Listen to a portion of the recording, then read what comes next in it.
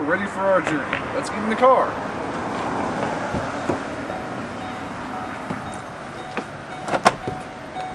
Anyway, so there's a concept that is being taught out there to young drivers. It's called L-Smile. It can help all drivers, young and old, to remember what they must do before they get on the road.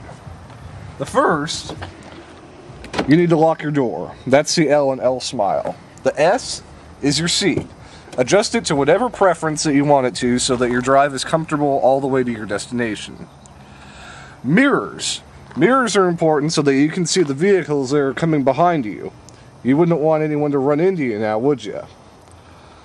I is ignition. You start your ignition, and of course, you need to turn on your lights over here. And finally, put your seatbelt on. Make sure that your passenger over here does the same. Say hello to Granny. Of course, the last thing you do is to make sure that your emergency brake has been released. That would be really sad if you tried to drive away with your emergency brake not released. This is an example of something that you would not want to do in real life. Yes, we're using a video game because using it in real life would be very illegal, and this is meant only as a demonstration. Here we have a bar where a lot of Americans spend their nights. Not a good idea. Exit about 3 hours later. This guy comes out and he's drunk. Well, not really, he isn't really drunk, but he has to get home and he's not super smart enough to call a cab.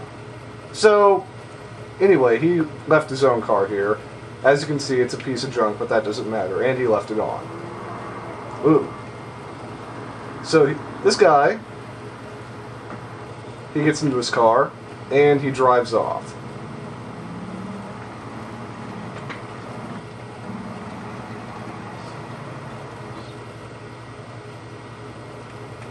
He's not real good of a driver, and he even gets into a wreck.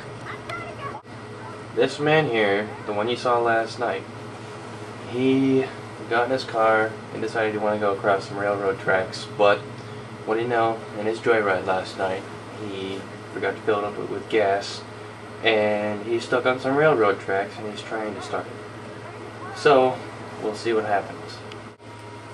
And this is what happens when a train finds your car on the tracks stalled.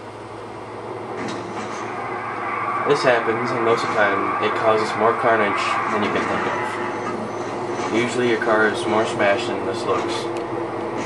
Sadly, this man didn't live very long.